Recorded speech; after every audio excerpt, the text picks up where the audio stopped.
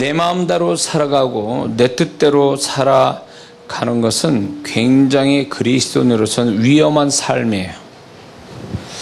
비록 그것이 죄된 것이 아니고 그리고 잘못된 것이 아님에도 불구하고 예수 믿는 사람이 자기 계획, 자기 지혜, 자기의 어떤 뜻대로 살아간다면 그 사람은 하나님의 계획대로 살 수 없고 하나님의 계획대로 살지 못한다는 건 하나님이 예배는 축복을 받지 못한다는 얘기와 같습니다. 그리고 자기 뜻대로 산다는 얘기는 결국 하나님의 인도하심을 못 받는다는 얘기하고 같습니다. 믿습니까? 자, 그래서 교회 안에 신앙생활 잘하는 사람들 중에 이런 분들이 많아요. 그게 뭐냐면 교회 생활은 잘하는데 교회 바깥에 나가서 자기 삶에 대해서는 전혀 하나님의 인도하심이라는 이 단어하고 상관없이 사는 분들이 굉장히 많습니다. 이런 분들이 무슨 생각, 어떤 마음으로 사냐면 내가 착하게 도덕과 윤리적인 죄를 범하지 않고 살아가면 된다라는 이 생각으로 사는 겁니다. 세상 사람같이 도덕과 윤리적인 잘못된 죄를 범하지 않고 살면 하나님이 알아서 나를 다 축복하실 거라 이렇게 생각한다는 거죠. 굉장히 잘못된 불신앙적인 생각이에요. 우리의 삶에는 우리가 구원받은 다음에 내가 주의 것이 됐기 때문에 나라는 존재가 주의 것이면 나하고 관련된 또 나의 인생도 그분의 것이에요. 아멘 하세요. 근데 우리는 구원받았음에도 불구하고 하나님의 구원이라는 것은 결국 하나님의 소속된 하나님의 것이라는 거예요. 그러면 나머지 하나님의 것이면 하나님의 것이라는 얘기는 두 가지 의미가 있어요. 하나님이 책임지신다. 그리고 하나님의 뜻대로 살아야 된다는 걸 얘기하는 거예요. 조금 있으면 우리 아들이 국방부 소속이 될 건데 국방부 물건이 돼요. 국방부의 것이 돼요. 예수 믿는 사람들이 그 신앙생활을 이렇게 교회 생활을 신앙생활이 아니죠. 교회 생활을 하는 성도들 중에 이 불신앙적인 생각이 두 가지가 있는데 자기 삶 속에 하나님을 안 찾는 불신앙이요. 두 번째는 하나님을 의식하되 하나님 인도 안 받고 사는 불신앙. 이 두 가지가 있어요. 그래서 이렇게 자기 삶 속에 하나님이 어떻게 계시는가에 대해서 얘기하라고 그러면 한마디 못합니다. 단지 내가 율법적인 어떤 삶에 내가 세상 사람 같지 않는 도덕과 윤리적인 삶을 살았다는 건 얘기는 할 수 있어도 그 속에 하나님이 나와 어떻게 사시는지에 대해서 말할 수가 없다라는 거예요. 이런 불신앙이 어디 있어요? 그분은 나와 함께 하신다고 분명히 말씀했고 머리털까지도 내가 너로 다 셌다라고 말씀하는데 왜 우리는 그분을 발견 못하느냐 그거예요. 그분이 숨어서 역사하는 겁니까? 아니에요. 내 삶에 그분이 내가 알 수 있게 나타나시는데 왜 우리는 눈 뜨고도 소경인 것처럼 왜 그걸 못 보고 못 듣고 왜 느낄 수 없느냐 그 얘기예요. 이것만큼 불신앙이 없어. 어떤 사람은 착각이 이런 게 있어요. 그거는 산기도나 열심히 하고 기도 열심히 하는 내지는 이렇게 신앙서 오래 목사님들이나 사역자나 그게 그렇게 되는 거지 우리 같이 평신도가 어떻게 하나님을 알 수 있습니까? 이렇게 얘기해요. 이게 얼마나 잘못된 생각이에요. 예수님이 이 땅에 계시는 동안에 아이들이 들을 말 아이들도 듣고 이해할 수 있는 말을 하셨단 말이에요. 그분이 고관 대작 집에만 간 게 아니라 그 집에 있었던 게 아니라 죄인과 세리들과 죄인들 속에 하찮은 사람들 속에서 거기서 같이 계셨단 말이에요. 그거는 그분이 얼마만큼 정말로 평범한 가운데 그들과 함께 하여 주셨다는 걸 말씀하고 있는데 그 주님은 변함없이 지금 또 우리의 일상에 함께하고 계세요. 아멘 하세요.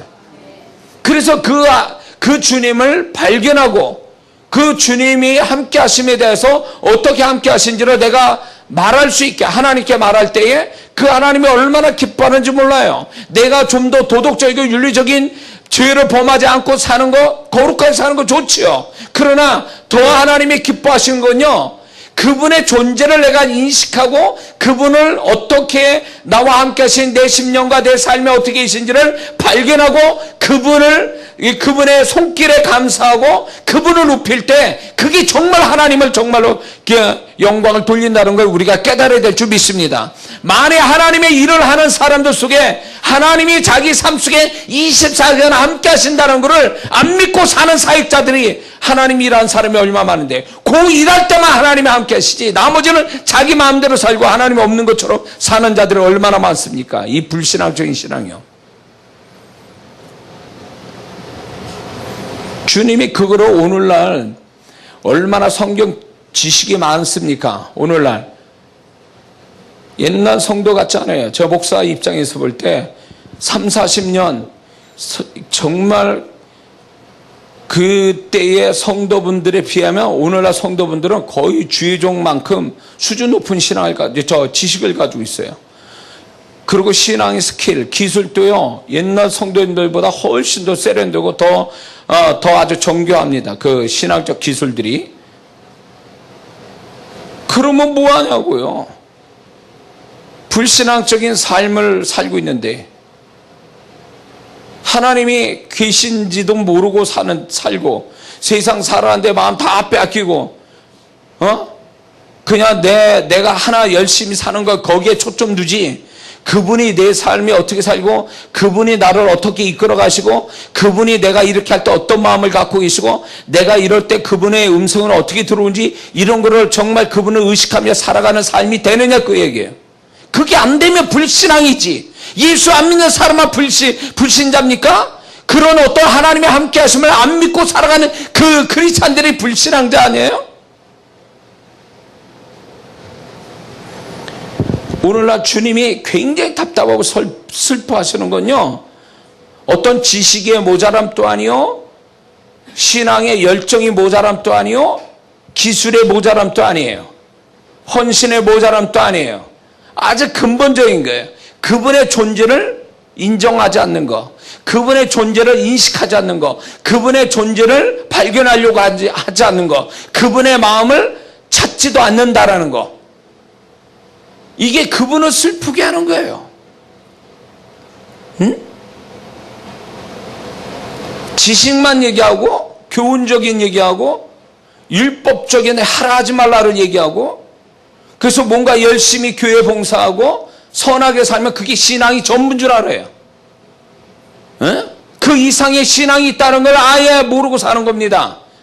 오늘날 많은 개인 프라이버시가 있어가지고 자기 생활에 타치받는 거 싫어합니다. 목사님이 축복하겠다고 가정에 가도 오지 말라는 시대예요. 신방 오지 말라고, 기도하지 말라고, 이런 세대예요. 왜? 자기 프라이버시가 있다, 그거예요. 내가 허락할 때만 들어오라는 거죠. 이런 것들이 결국 무엇으로 발전하냐면, 주님을 24시간 만나려고 하고 주님께 24시간 오픈된 신앙, 오픈된 삶을 사는 게 아니라 내가 교회에서만 주님 만나기를 원합니다.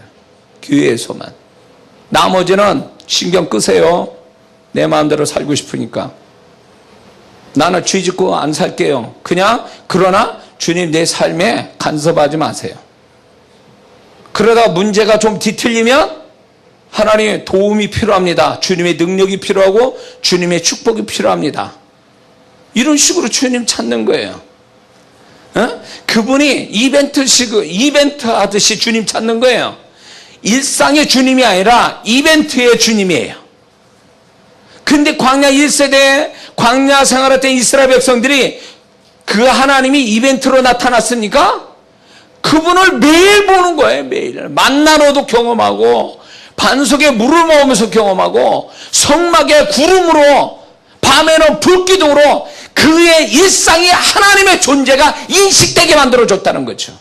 그게 오늘날 그게 그림자예요. 오늘날 우리가 어떻게 살아야 될지에 대한 하나님이 우리에게 말씀하는 거예요. 그분을 경험하는 거, 그분을 발견하는 거, 그분을 느끼는 것이, 그거는 결국 이벤트가 아니에요. 산속에 들어와서 경험되는 신비적 환상이 아니라 그건 굉장히 일상적이라는 거예요. 근데 우리는 그 일상적인 주님을 경험하느냐 그 얘기예요. 일상의 주님이 아니라 이벤트의 주님을 찾잖아요. 뭔가 쇼킹할 때 그런 어떤 주님을 찾고 있잖아요. 저는 주님이 밥과 같다 이렇게 생각해요. 밥은 아주 자극적인 맛은 아니에요. 담백한 맛이죠. 그러나 한국 사람은 밥 없이 못 살아요. 나이 먹어서 밥심으로 산다는 얘기예요. 맨날 피자 치킨으로 먹어봐요. 그게 살겠나? 질려서 못 살아요. 나중에 그거 못 먹습니다. 근데 밥은 질리잖아요. 평생 먹어도 질리잖아요. 그리고 그 밥은 주식이에요. 때 되면 찾아야 돼. 먹어야 돼. 에? 우리 아들이 저한테 놀리려고 얘기하는데 아빠는 치킨 피자 먹고도 밥 찾는데 저는 밥을 먹어야 뭔가 먹었다는 기분이 들어요. 그 이전에 뭘 먹어도 밥을 먹어야 포만감이 오는 그 구석이 있는 것 같아요. 내 이 뱃속은. 근데 저는 주님이 그런 분이라고 보는 거예요. 피자와 치킨이 아니라 그분은 항상 때 되면 찾아야 되는, 언제나 찾아야 되는 그 담백한 그런 어떤 주님을 그 주님이어야 된다 그런 거죠. 근데 많은 성도들이 주님을 그런 식으로 찾으라는 게 오늘날 주님의 아픔이에요. 주님의 아픔이 과거에는 우리 죄를 대신하기 위한 아픔이었지만 지금은 그 주님의 존재를 찾지 않은 데 대한 아픔이에요. 이게 믿지 않는 자에게서 오는 아픔이 아니라 믿는 자에게서 잊혀진 주님. 잊혀진 주님. 나이 드시면 나이 먹은 게 서러워요. 거기다 병들잖아요? 더 서러워. 거기다 돈 없잖아요? 더 서러워. 근데 더 서럽게 만드는 게 뭔지 아세요? 아무도 나를 찾지 않는, 내가 잊혀진, 내가 죽어도 오늘날 고독사가 우리 한국에도 일본뿐만 아니라 우리 한국의 고독사가 좀 더 는다고 그래요. 고독하게 혼자 죽어가는 사람들.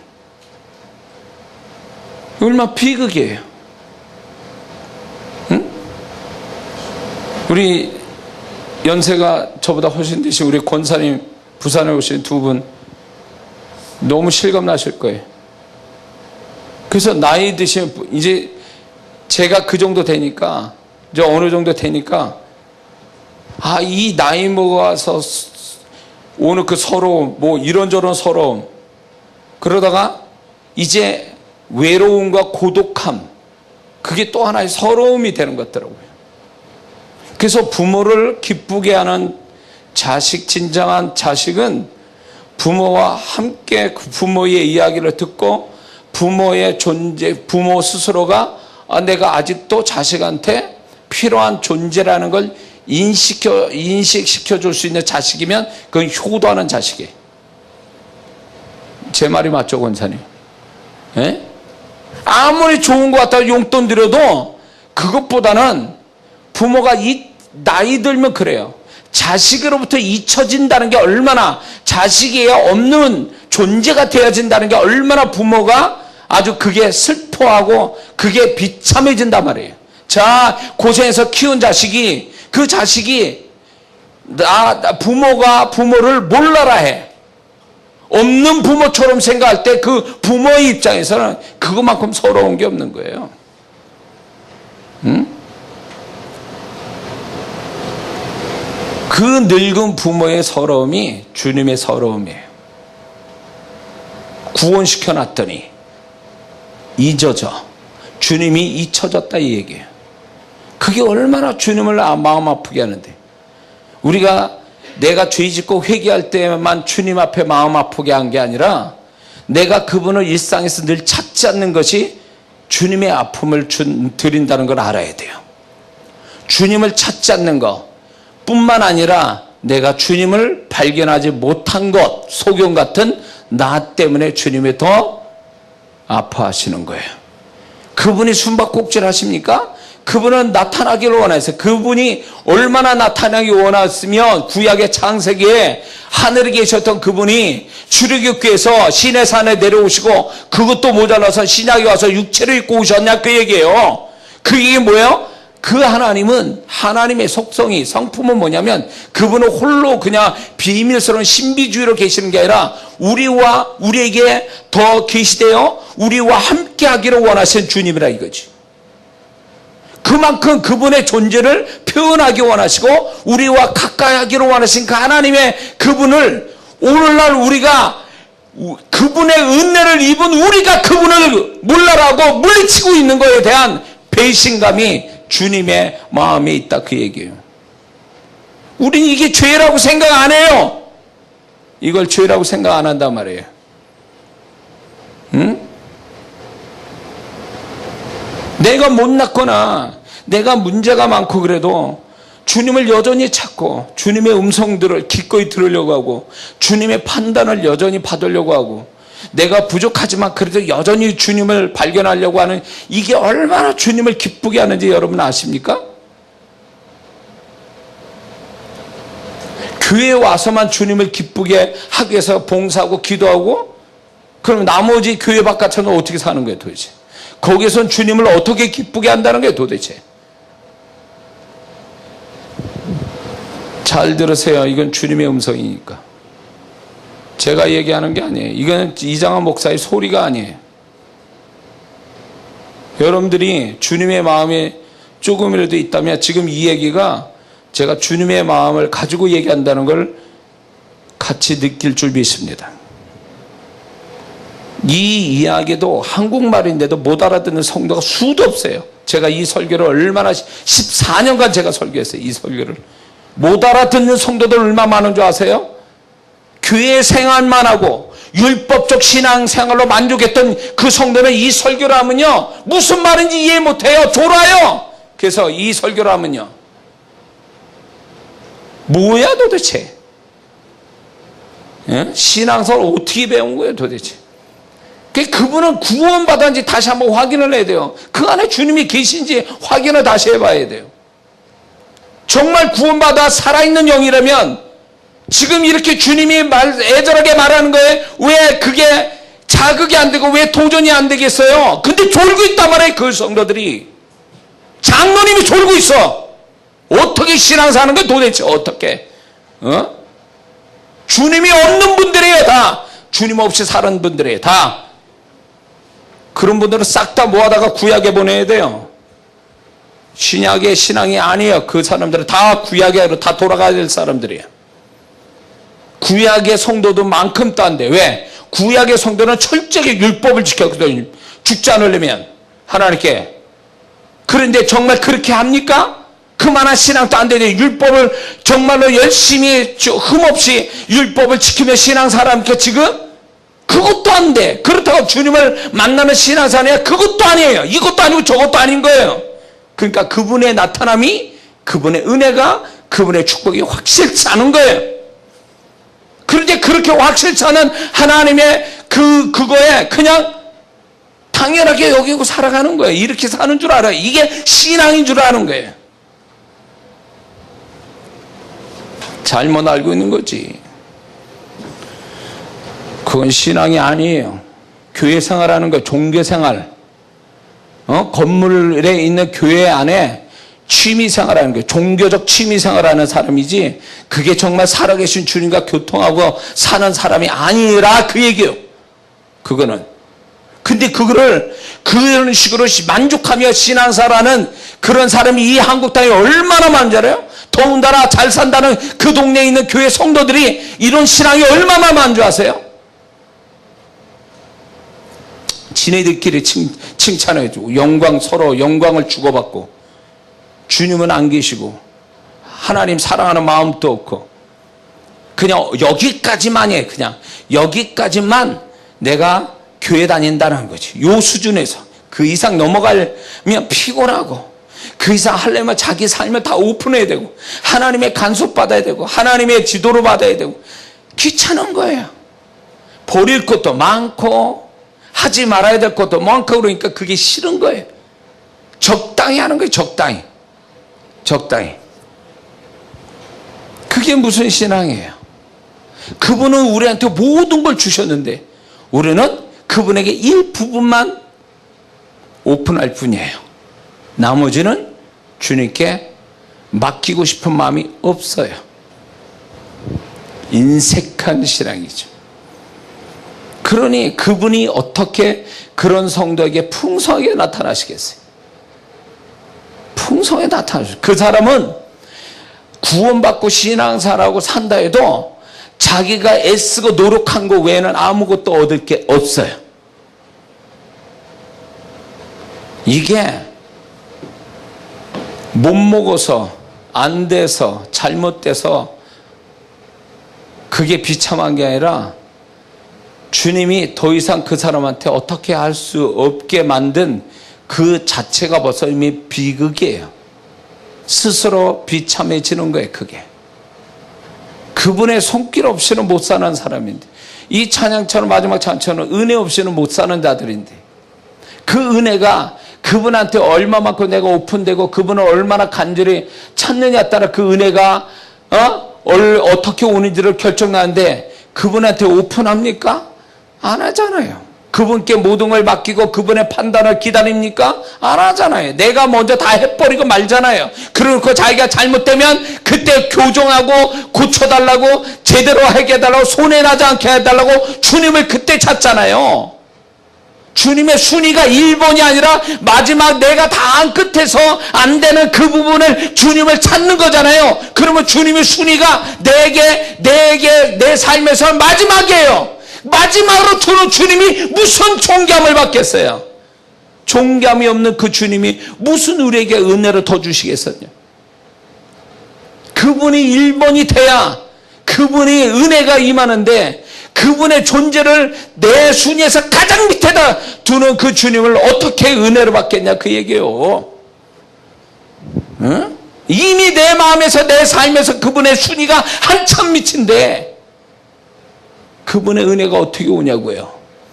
자기가 노력하고 사는 거 외에는 뭐가 있겠어요? 거기에 없지. 주님의 음성입니다.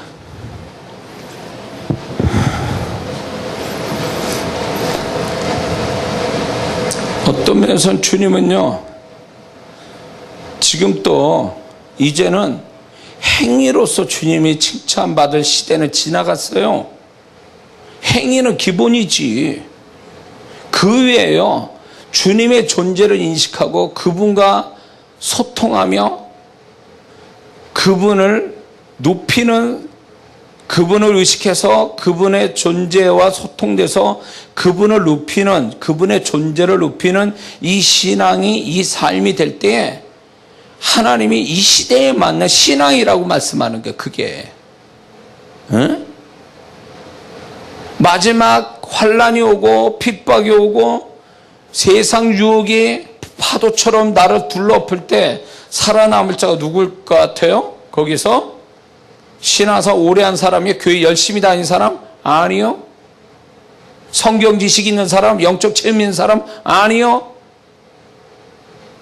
누가 살아남을 것 같아요? 마지막까지 주님이 부르실 때까지 누가 살아남을 신앙 같아요?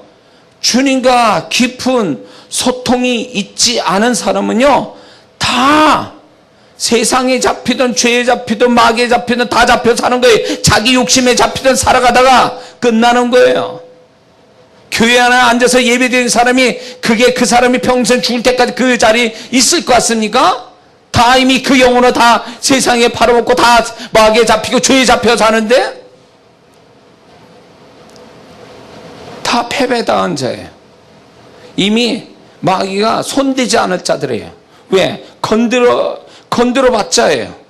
이미 스스로 무너진 자들이니까. 어떤 식으로는 뭐 세상 것에 무너져 버린 사람이니까 마귀는 두려워할 거 없어. 손도 안 대요. 진짜 수준 높은 신앙이 무슨 신비주의 뭐 말씀에 깊은 곳 깨다, 이게 아니라니까. 그분의 존재를 발견하며 그분의 것을 흘려받으며 그걸로 살려고 하는 사람만이 마지막 살아남는 거예요. 살아남는 거라고. 마지막까지 살아남은 자가 강한 자예요. 어? 아무리 열정이 있으면 뭐해, 능력 있으면 뭐하냐고. 존재, 그분의 확실한 존재감, 그분의 존재감을 내가 인식하지 않는 한 내 신앙은 언제든지 무너질 수 있어요. 언제든지 교회를 뛰쳐나가서 언제든지 세상 사람의 한복판에 살다가 죽을 수도 있다는 거예요.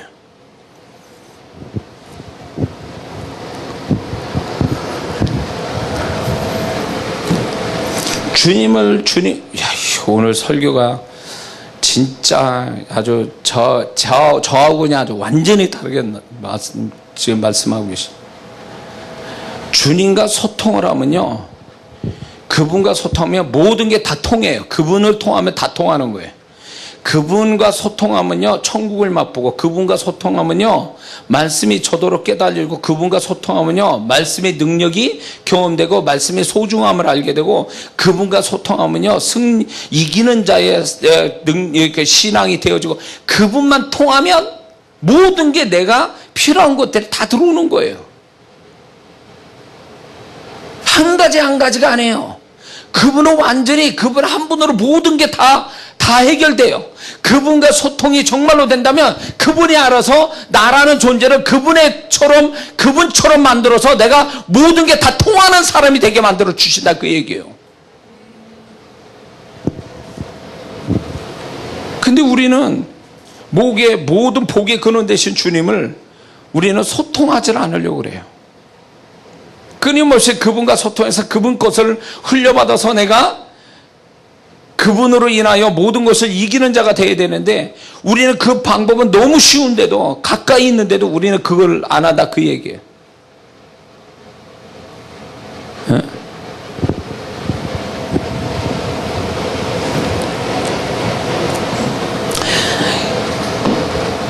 그래서 주님은 일상에서 우리가 발견되기를 그렇게 기뻐하세요.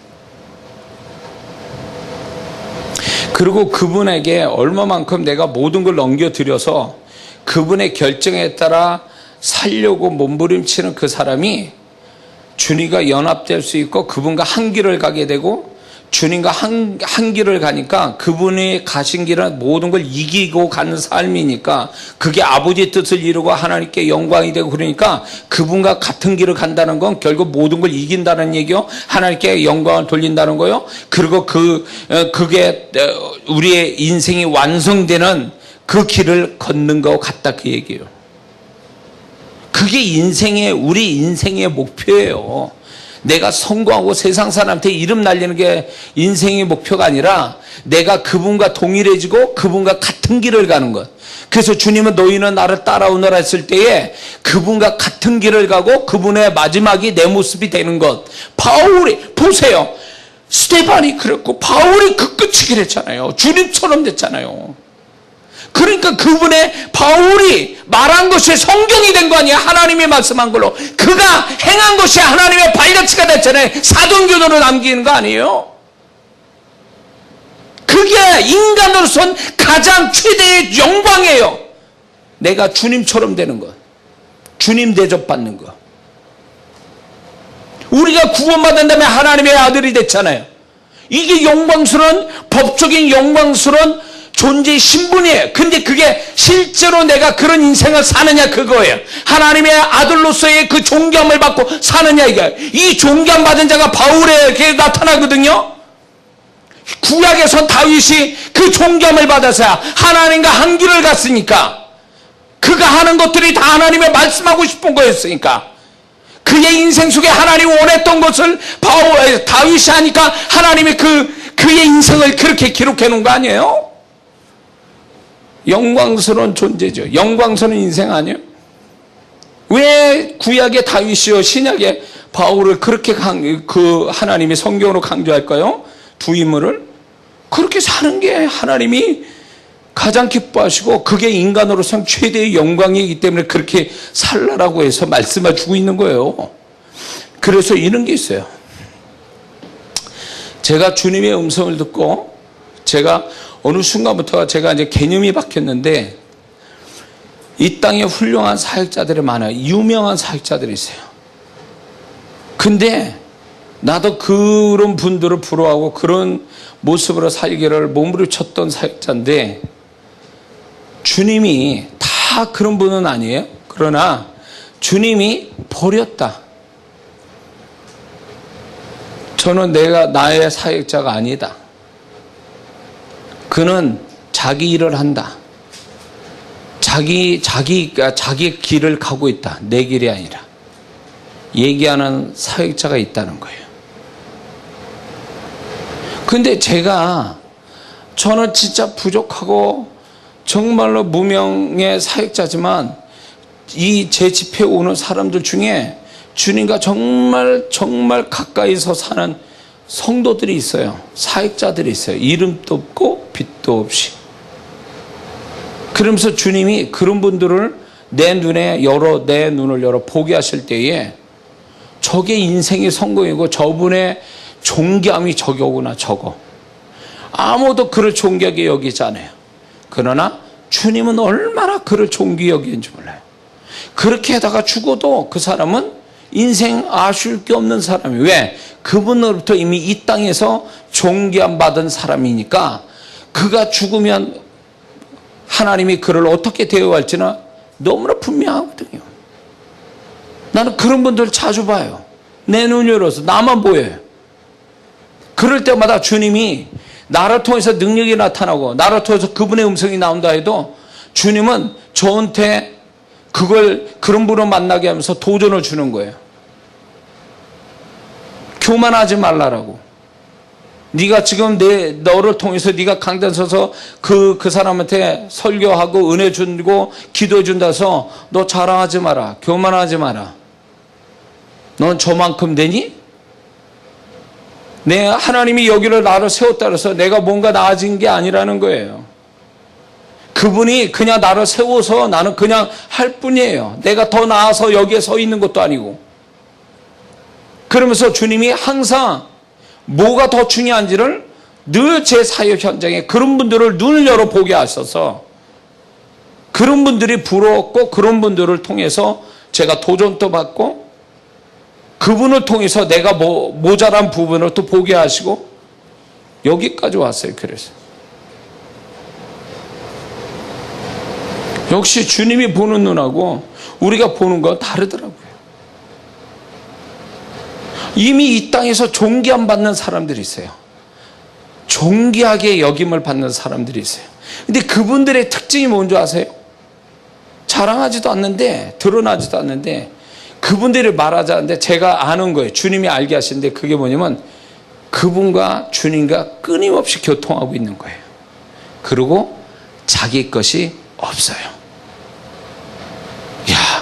이 수준이 하루아침에 됐겠냐고요. 사실 그분들이.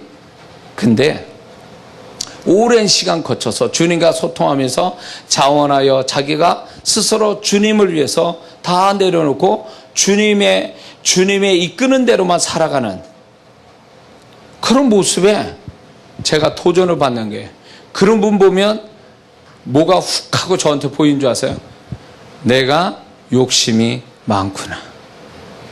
그분이 거울이 돼서 내가 보여요. 난 저분에 비해서 너무 욕심이 많구나. 저분이 욕심이 원래 없던 게 아니라 주님과 함께 살다 보니까 자기가 욕심이 없어져 버린 거예요. 주님의 것이 그냥 그게 다 자기 거기다 맡겨놓고 사니까 자기 계획도 없고 욕심도 없어요. 그러니까 그런 분들을 딱 만나면 그분이 내 거울이 돼서 내 모습 보여요. 내 모습이. 그분도 아마 주님을 끝없이 거울 대신 주님 만나서 거기에서 많이 변화됐겠죠. 그런 분들의 특징이 또 뭐냐? 주님을 위해서 남들이 부러워할 만큼 놀랄 만큼 주님을 위한 일을 한 사람이 아니더라는 거예요. 응? 뭔가 뚜렷하게 다른 사람이 부러워할 만큼 놀랄 만큼 뭔가 일을 해놓은 사람이 아니라는 거예요. 근데 어떻게 존귀함 받았다는 거예요? 어떻게 그분 앞에 존귀함을 어떻게 받았다는 거예요 도대체? 근데 주님이 이걸 가르치세요. 뭐냐면 그가 나에게 마음을 다 주었다. 잘 들으세요. 그가 나에게 그의 마음을 다 주었다. 나한테 나한테 그 마음을 다 줬다는 거예요. 그래서 그 마음을 누구한테도 안 뺏긴다는 거예요. 존귀함을 받는 비결이 여기 있어요. 그 사람들은 세상을 살지만 그 마음은 100% 주님께 드리고 사는 거예요. 그 주님께 드려서 어떤 다른 것도 그 주님께 드려진 마음을 빼앗을 게 없는 거예요. 그래서 주님으로부터 존귀함 받은 거예요.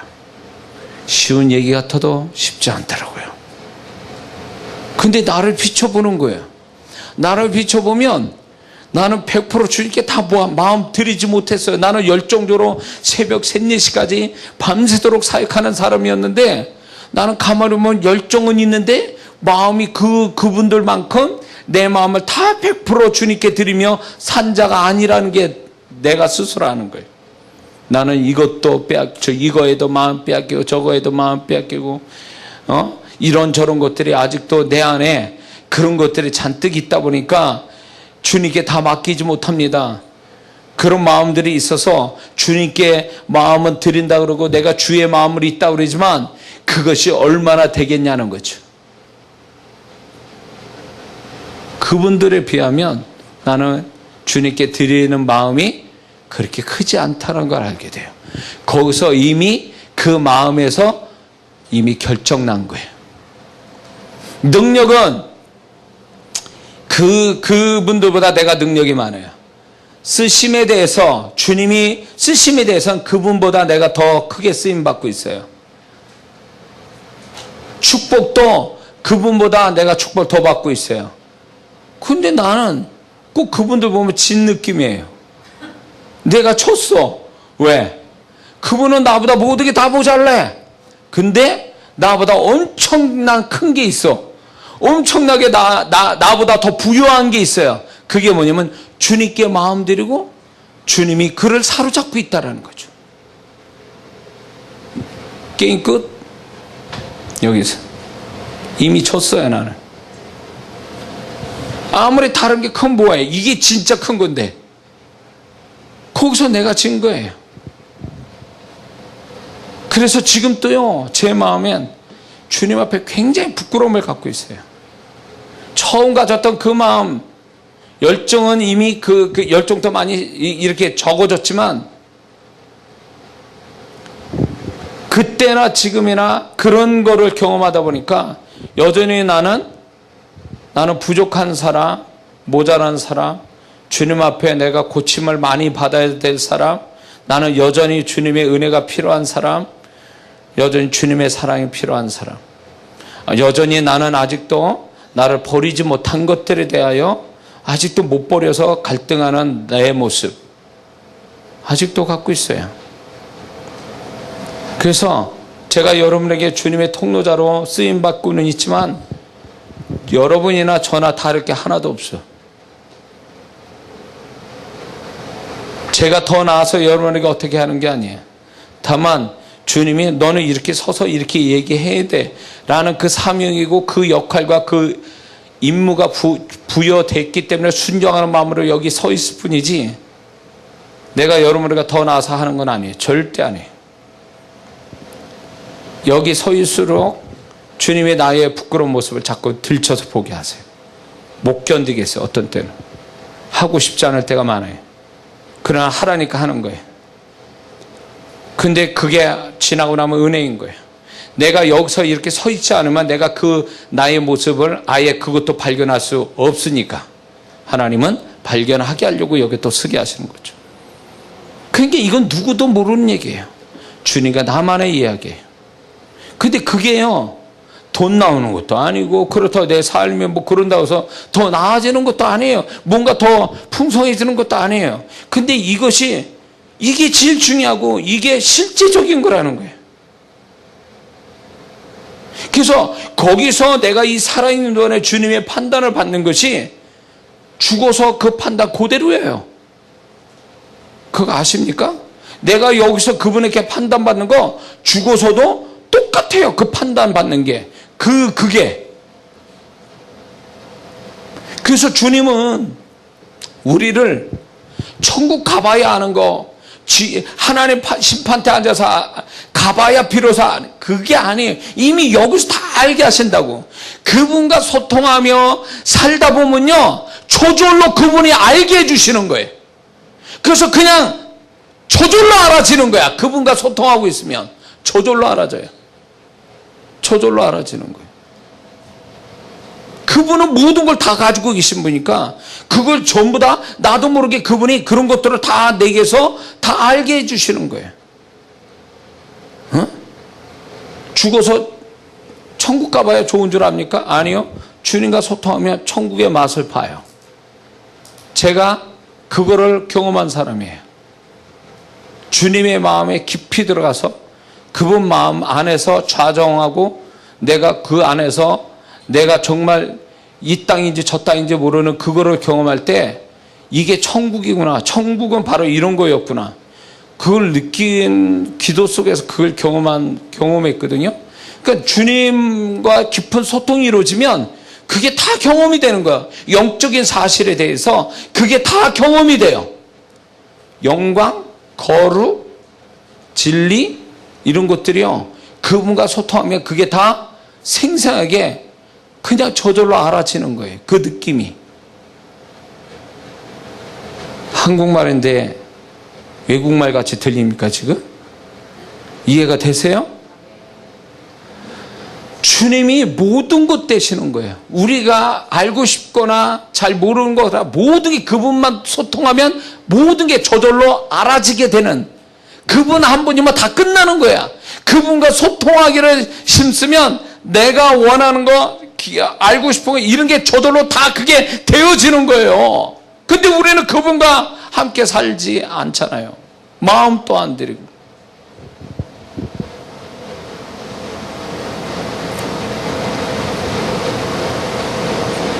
이건 있어요. 제가 확실히 이거는 주님 앞에서도 얘기할 수 있는 건데, 전에보다 제가 뭘 하고 싶다, 주님을 위해서 하고 싶다라는 것들이 있는데, 어떻게 보면 그게 내 야망의 비전이 아니라 야망이라는 걸 내가 깨달았어요. 어느 순간에 내가 주님을 위한 비전이 아니고 내 욕심을 이루기 위한 야망이구나. 그래서요, 이제 내 계획과 생각을 이제 나는 나름대로 갖고 있어요. 그게 주님의 뜻이라고 보지만 그게 안 이루어진다 해서 뭐 섭섭할 것도 없어요. 이제 그런 것들이 이제 주님이 어련히 알아서 해 가실까에 대한 이제 아무 생각 없어요. 계획도 없고 비전도 없고 뭣도 없고 그냥 이제 그러다 보니까 어떤 사람이 이게 바보 되는 거 아니야? 뭘 가지려고 하고 생각을 하려는 것들이 없어진다는 거죠. 그냥 막연해. 그리고 그냥 그분이 나를 이끌어 가시기 때문에 그분이 모든 걸 이끌어 가실 거라는 그 믿음 때문에 이제는 더 이상 내가 머리 역할을 안 한다는 거예요. 그전에는 내가 머리 역할을 했거든요. 주님은 몸과 같은 역할을 해주시고, 주님 내가 생각했으니까 주님이 움직여주세요. 이런 식이에요. 내가 머리 됐으니 주님은 내 몸이 돼주세요. 이런 거였는데 세월이 가다 보니까 내가 머리 쓸 일이 없어. 머리 쓴다는 자체가 교만이야. 그분이 나보다 더 좋은 계획과 더 좋은 생각 갖고 있는데 왜 내가 걱정하고 내가 생각하고 그거 있냐 이거예요. 그래서 머리 되는 걸 내가 멈췄어요. 내가 이 교만이구나.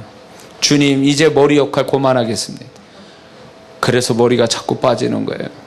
주님 이제 머리 쓰는 거 머리에 열나가지고 머리 빠지는 거 이제 그만하겠습니다. 생각 안 할게요. 그리고 이제 내가 몸의 역할을 하겠습니다. 주님 머리 역할에서 이제 말씀하세요. 그러면 제가 그냥 순종만 하겠습니다.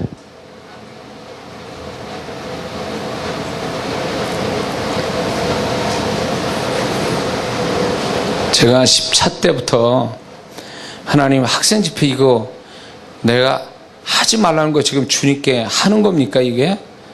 내 열정에 넘쳐서 확인해 주세요. 그래서 10차 때부터 사실은 고만하라는 사인 아닌가? 막, 그래가지고 그 10차 때부터 계속 주님께 증거를 구한 거예요.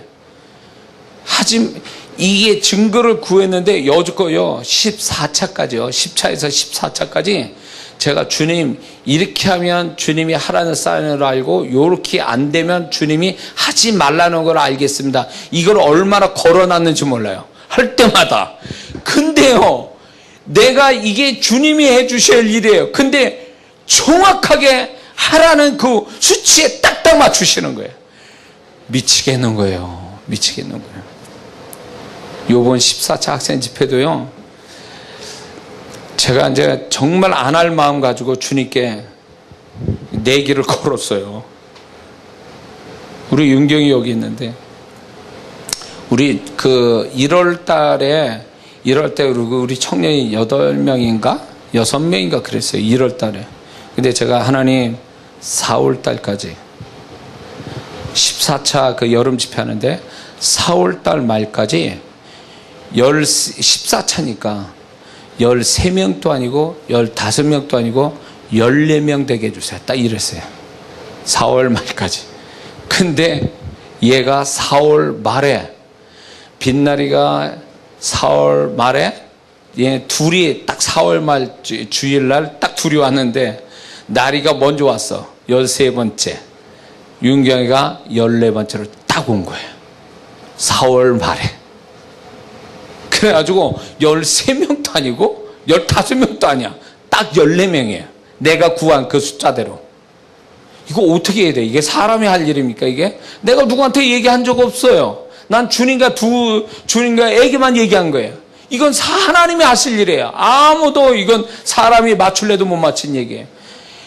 얘 오는 바람에 좋기도 하고, 한편으로는 또 마음이 무너져. 이것도 하라는 분명한 또 사인이 왔구나, 이게. 그것도 못 믿어 또 기도를 했지. 하나님 어떻게. 그분의 음성은요, 너무 선명하게 들어오니까, 이제 해야 되는구나. 그리고 제가 이제 순종하는 마음으로 이제 하는데, 제가 이 학생 집회에 대해서 제가, 이거야. 하나님이 하지 말라는데 내가 열정이 넘쳐서 하는 건지, 이런 거에 또 확인을 받고 싶었고, 한 번 할 때마다 또 뭐를 그랬냐면, 내가 뭔가 하나님 앞에 지금 모자라가지고 주님의 통로자가 못 돼가지고 지금 아이들한테 축복이 안 된다라는 나 스스로의 자책감이 들어가지고, 이제 하나님이 자격이 없는데 내가 자꾸 하려고 하는 내 교만이 아닌가 싶어서 그거에 대한 증거를 또 구한 거예요, 사실은. 근데 주님은 네가 잘하든 못하든 그건 중요치 않다. 너는 내가 시킨 일에만 순종하느냐 안 하냐, 내가 시킨 일에 성실히 하느냐 안 하냐만 난 본다는 거예요. 그래서 저는 그냥 순종하는 마음으로 지금 14차 하는 거예요. 몇 명이 오든 간에 하는 거예요. 예. 그래서 주님 앞에 순종으로 기쁘게 해드리려고 지금 하는 거죠. 그러니까 이제 머리 되는 거 싫어하는 거예요. 제가 머리 되는 게 싫고, 이제 주님이 명령하면 순종하는 것이 내가 할 최선이다라고 생각한 거죠. 제가 이런 거를 참 잘해요.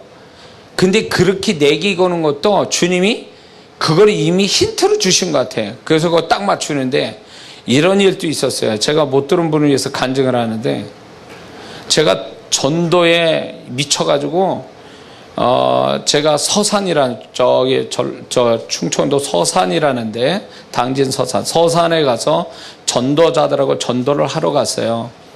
그런데 서산 터미널에서 전도를 하는 거예요, 전도자들한테. 근데 그 이전에 무슨 일이 벌어졌냐면, 어느 젊은 목사님 부부가 둘이 이제 교회를 부흥회를 하는데, 두 분이 다 하나님이 말씀했대요. 부흥회를 하는데 이장한 목사를 불러라. 두 분이 딱 응답받았대요. 그리고 저한테 부흥회를 해달라는 거예요. 나는 여지껏 부흥회를 3박 4일인가 2박 3일을 해본 적이 없는 사람이에요. 선신예배에서 한 번 설교했어도 시리즈로 설교해본 적이 없는 사람인데, 그거 부탁받고 제가 당황했죠. 나는 아직 준비도 안 된 사람인데 뭘 나한테 하냐고. 그거 아무래도 잘못 들은 것 같다고. 그랬더니 이 목사님하고 사모님이 저한테 거의 기도해 보시라고. 저희한테 말씀해 줬다면 목사님한테도 말씀한다는 거예요. 그래서 제가 기도를 했죠. 하나님, 저 목사님들이 지금 잘못 짚어가지고 저보고 부흥에 와달라는데 주님 어떻게 해야 됩니까? 그때 이제 제가 주님의 음성 명확하게 못 들었을 때예요. 그러니까 또 떠오르는 게 뭐냐면 며칠 있으면 전도 여행을 가니까 제가 이렇게 주님께 내기를 걸었어요. 하나님만 하실 수 있는 일을 내가 부탁을 했어요. 그게 뭐냐면 서산 버스터미널에서 전도할 때에 하나님, 제가 첫 번째 붙잡아서 예수 영접시키는 사람이 남자 60세가 되게 해주세요. 첫 번째 예수 영접한 사람이 남자 60세가 되게 해달라고. 이거 어떻게 맞추겠어요? 내가 맞출래도 힘들 거야 아마. 근데 이제 전도가 이제 딱 시작이 된 거예요. 와, 이거 이제 하나님 응답 받아야 돼요. 이게 안 되면 나는 하나님이 그분들이 음성 잘못 들은 거고 나는 안 가면 되는 거예요. 그래서 이제 전도를 하는데 어쩌자다가 그 버스 정류장 어쩌지 골목에 한 두 사람이 지나가는 골목을 들어가게 됐어요. 근데 저쪽에서 남자 한 분이 오더라고요. 그래서 이제 저분한테 복음 전해야 되겠다.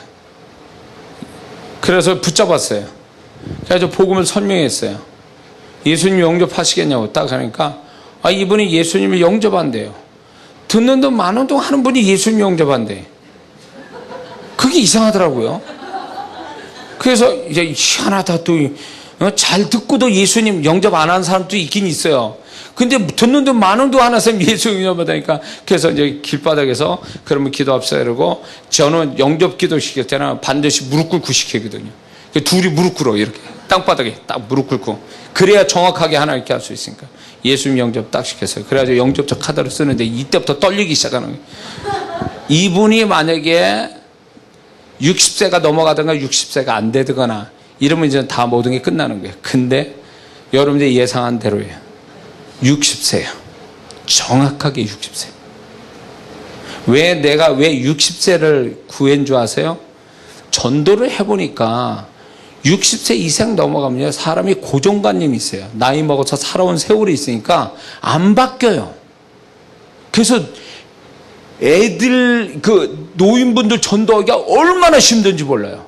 이게 고정관념에 박혀가지고. 그래서 제가 60세를 구한 거예요. 근데 이분이 정확하게 60세니까, 이게 큰일 났다. 이제 그거 영접자 쓰면서 이제 내가 부흥회 하러 가야 되는가 보다. 그래가지고 할 수 없이 이제 주님의 말씀 그랬으니까 제가 갔어요. 갔는데 준비를 다 하고 갔는데 이게 가보니까 그때 영적 감각이 있었던 것 같아요. 내가 준비한 설교가 안 맞는다라는 걸 느낌이 온 거예요. 첫날 설교를 하고. 이거 아니거든.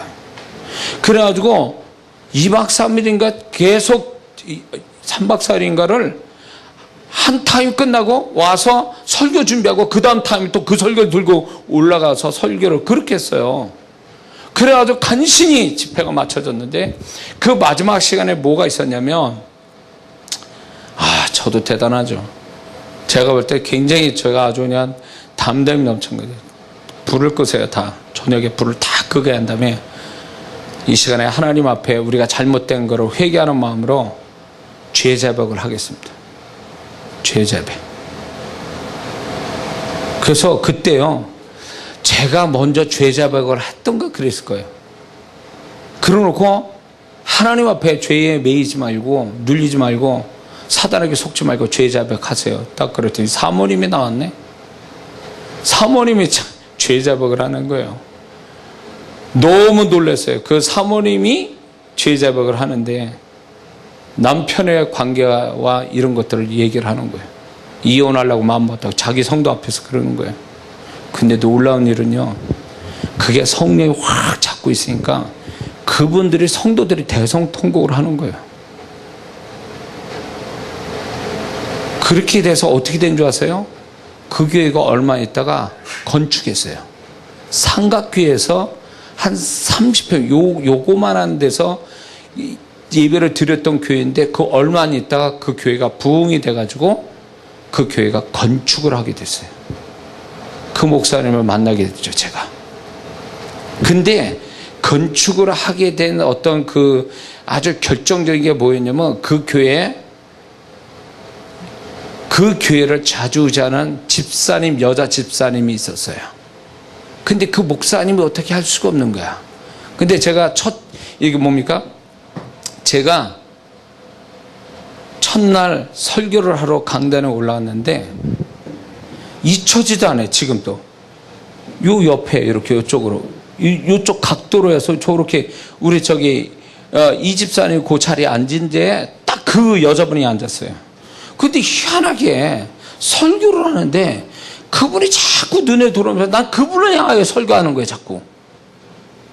나도 모르게 자꾸 설교가 하는 거예요. 근데 나중에 목사님 얘기하는데 그 집사님이 그 교회에 좌지우지하는 집사님이에요. 근데 그분을 향하여 설교가 막 꽂히는 거예요. 그래가지고 그 집사님이 회개가 터진 거예요. 그래서 그 집사님이 회개하고 변화를 받으니까 그 교회가 부흥이 오기 시작하면서 건축까지 간 거예요. 그래서 하나님이 저를 지명해서 불렀다라는 거죠. 그래서 하나님이 나같이 부족한 자를 들어서 그 교회를 축복하게 하신 통로자로 쓰셨는데 제가 얘기하고 싶은 건 그거예요. 주님의 뜻 앞에 내가 모자라도 주님의 뜻 앞에 순종하는 마음을 가지고 행하면 나머지는 그분이 책임져 주시더라는 거죠. 우리가 머리 역할을 하니까 주님이 몸 역할을 해달라고 그러니까 도대체 이게 안 맞는 거예요. 주님의 도우심이 그래서 안 오는 거예요. 그래서 우리는 이렇게 해야 돼요. 다윗의 신앙이 그 당시에 때는요, 구약시대 때 엄청난 진보된 신앙, 엄청난 앞서간 신앙이라는 게 뭘로 나타난 줄 아세요? 그때 당시에 이스라엘 백성들은요, 율법만 지키면 축복받고 그걸로 신앙생활 잘한 걸로 여기는 그때 신앙이에요. 근데 다윗은요, 율법의 신앙이 아니라 존재의 신앙이야. 하나님의 존재를 인정하고 자기 삶 속에 하나님을 경험하며 하나님을 우선으로 여기는 신앙이었기 때문에 이게 신학적 신앙이었단 말이에요. 앞서 한 신앙 생활을 그 다윗이 한 거예요.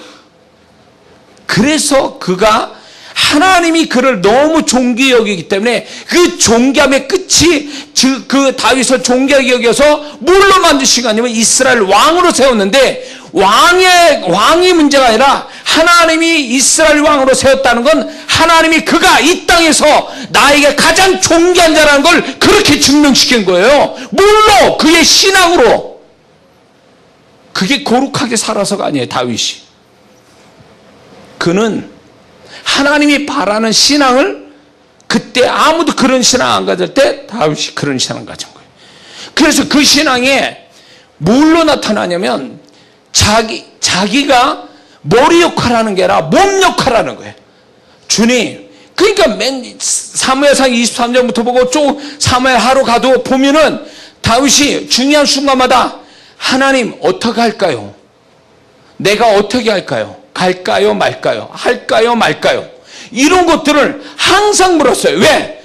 내가 주권자가 아니오 그분이 이 모든 것에 주권자임을 인정하고 그분이 말씀한 대로만 순종하겠다, 그 얘기예요.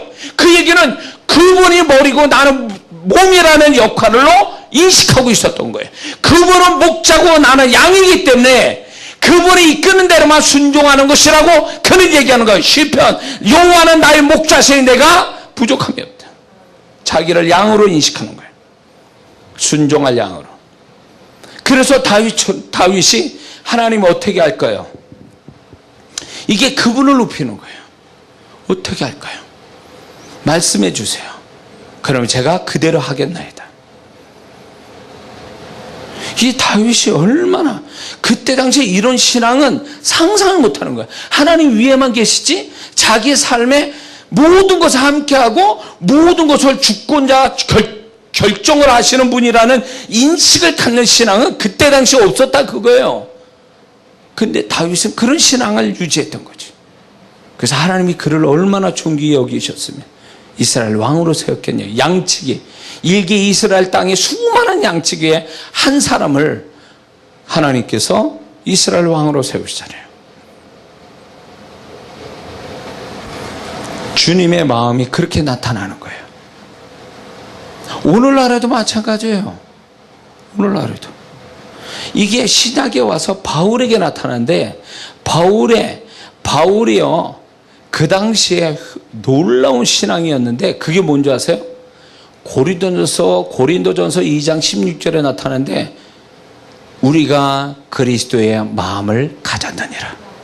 빌립보서 2장 5절에 너희는 이 마음 품으라 곧 예수 그리스도의 마음이니. 이 얘기한 사람이 누구냐 말이에요. 이 신앙이 얼마나 대단한 줄 아세요? 그분의 존재를 인정하고 그분의 존재를 인정하는 것만 해도 대단한 건데, 그분을 구세주로 인정하는 것부터 중요한 건데, 그분의 마음을 가지고 살아라는 거, 그분의 마음을 갖는 것이 가장 좋은 거라는 것을 이 신앙을 바울이 얘기하고 있는 거예요. 이게 엄청난 앞서간 신앙이었단 말이에요. 하나님이 그를 얼마나 존귀히 여겼으면 그가 말한 걸 성경으로 인정했냐 이거예요. 그가 행한 거를 하나님이 움직인 것처럼 사도행전에 기록했냐 이거예요. 이게 다윗이나 바울을 보면요, 하나님이 뭘 존귀히 여기는지를 이미 얘기하고 계세요. 근데 오늘날 우리가 그런 신앙을 가지라고 이미 힌트를 줬단 말이에요. 성경에서. 우리는 그런 신앙을 갖기를 몸부림쳐야 되거든요. 내가 돈 벌어 먹고 사는 데만 몸부림칠 게 아니라 내가 평생을 주님을 섬기는데 좀 더 차원 높고 좀 더 앞서가는 신앙, 하나님이 바라시는 신앙의 모습을 가지려고 몸부림쳐서 그분으로부터 존귀함 받는 것이 인생의 목표가 되어야 되는데 우리는 그런 거 상관없어요. 모든 사람이 다 그렇게 신앙생활 하니까 나도 거기에 그냥 대충 낑겨가지고 그렇게 신앙생활 그냥 대충 그렇게 가는 것이 그게 잘하는 걸로 여긴다라는 거죠. 왜 욕심을 못 가져요? 왜 그분이 바라시는 신앙 갖고자 하는 그런 욕심이, 거룩한 욕심을 왜 우리는 안 갖느냐 그 얘기죠.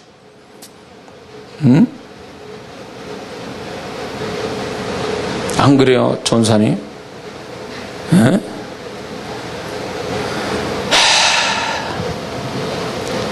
이런 설교를요 제가 하다 보면요, 내가 설교하면서도 내 안에 주님의 마음이 발견되는 게 뭐냐면 굉장히 주님이 시원해 하신다는 거예요.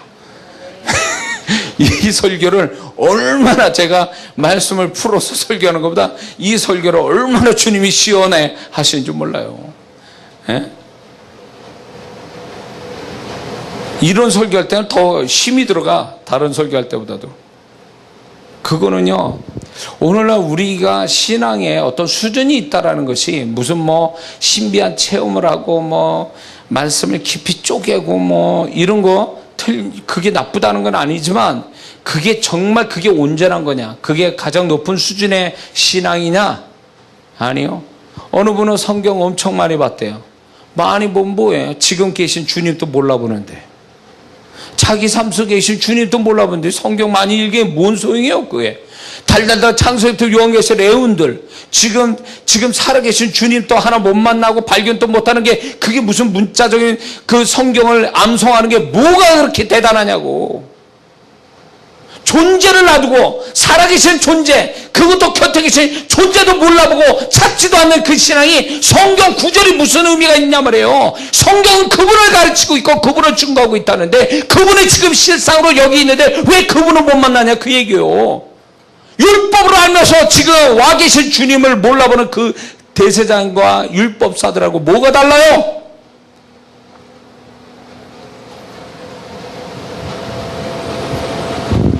영적 체험에만. 제가요, 죄송합니다, 교만같이 들지 몰라도 제가 난다긴다는 분들을 저한테 보내서 훈련받게 하시는 그 알량한 영적 세계 조금 아는 거 가지고 굉장한 것처럼 생각하는데 그런 분들이 주님을 얼마나 무시한 줄 아세요? 그런 분들이 더 주님의 마음도 모르고 자기가 주님의 무슨 종이야 그냥 자기 마음대로 막 후리는 어떤 그런 종으로 생각하고 자기 마음대로 하고 있는 거.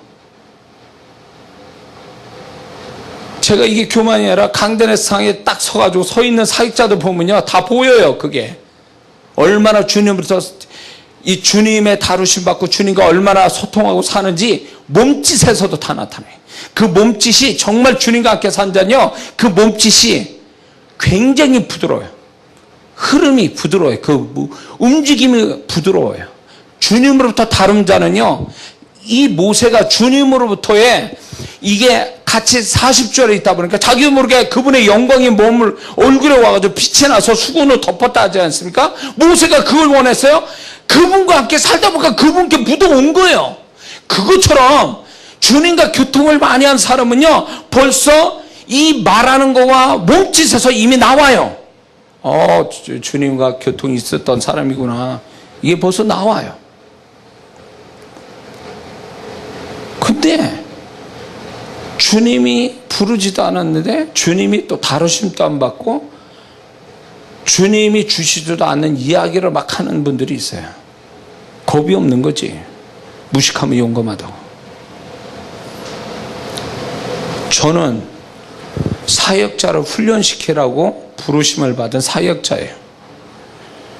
그래서 뭔가 주님과 소통하고 주님으로부터 다루심 받아서 좀 제대로 된 주님의 틀이 있는 그런 사역자로 만드는 게 제 사명이거든요.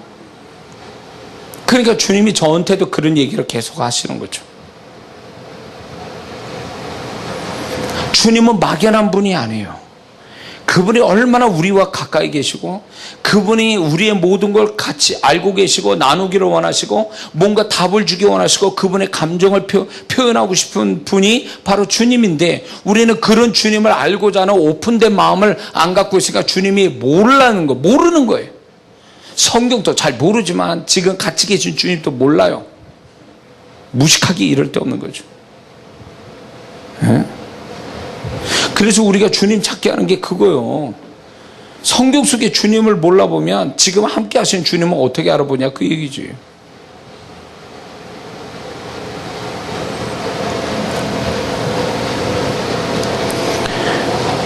제가 설교를 할 때 이런 경우가 있어요.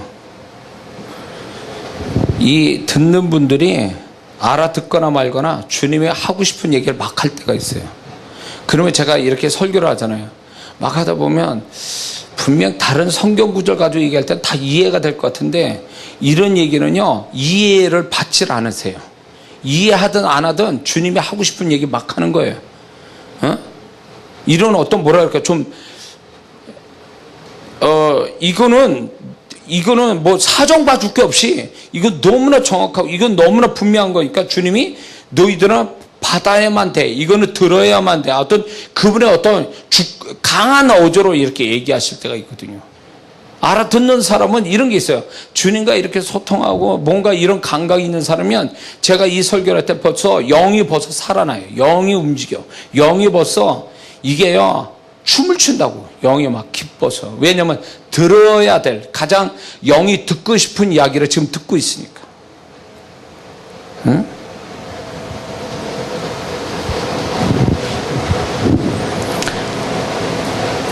이게 있어요.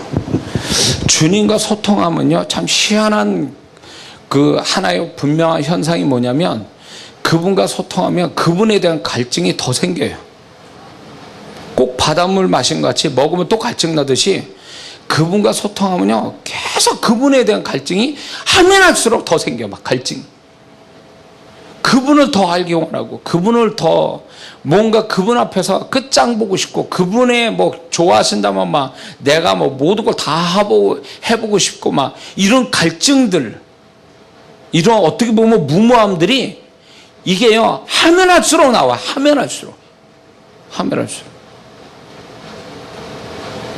그래서 난 주님과 함께 사는구나, 이런 사람은 스스로 어떻게 하느냐요, 주님에 대한 갈증, 주님에 대한 관심, 주님을 더 발견하고 싶은 열정, 이런 게 생기면 그 사람은 주님을 정말 소통하고 있는 사람이에요. 근데 주님 나 몰라봤으면 좋겠다, 좀 제발 좀.